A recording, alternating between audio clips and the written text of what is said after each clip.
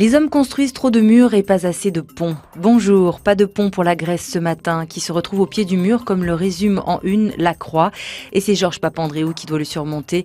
Le Premier ministre se présente aujourd'hui devant les députés pour un vote de confiance. Alors que l'idée d'un référendum s'éloigne, Libération dresse le portrait de cet homme discret.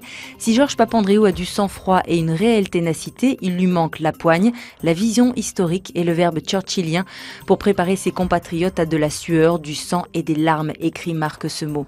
Des compatriotes qui ne veulent pas payer pour les dettes, c'est à lire dans Le Monde. Ils sont de plus en plus nombreux à refuser d'honorer les nouvelles taxes qui sont venues se rajouter. Payer des dettes, mais ce ne sont pas les nôtres, ce sont celles des politiciens et du capital, explique un syndicaliste grec. En France, cette colère des citoyens trouve un écho chez Jean-Luc Mélenchon qui fait la une de l'Humanité. Pour le candidat du Front de gauche à l'élection présidentielle, les exigences populaires sont la clé du scrutin, que ce soit en Grèce ou en France. Comme un écho à ces propos, l'hebdomadaire Courrier International fait sa une autour de la nouvelle lutte des classes qui oppose les 1% les plus riches à tous les autres.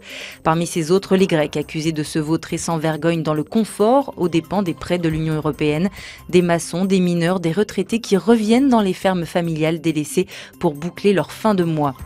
Marianne fait aussi sa une sur ce peuple qui veut s'exprimer à travers un référendum, un outil qui, selon l'hebdomadaire, déplaît à Nicolas Sarkozy.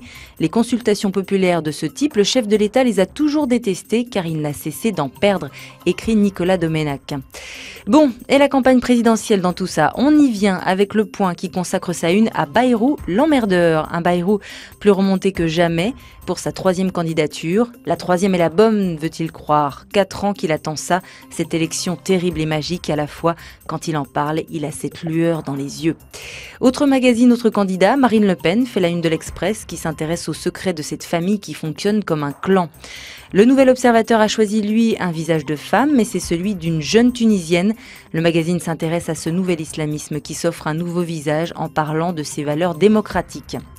Quant à Paris Match, il nous offre une énième couverture sur le couple Sinclair-Strauss-Kahn. Heureusement, en page intérieure, vous trouverez un supplément très intéressant sur le film de Mathieu Kassovitz. Son film, L'ordre et la morale, revient sur l'affaire de la grotte d'Ouvéa qui a secoué la Nouvelle-Calédonie en 1988 et sur l'assaut vu par celui qui était alors le chef du GIGN. Il a fallu 10 ans au réalisateur pour faire accepter ce film aux Calédoniens. On termine cette semaine avec le dessin de Willem dans Libération, un regard acide sur la crise grecque et sur l'intervention franco-allemande. C'est le week-end, oubliez tout, sauf d'être là lundi.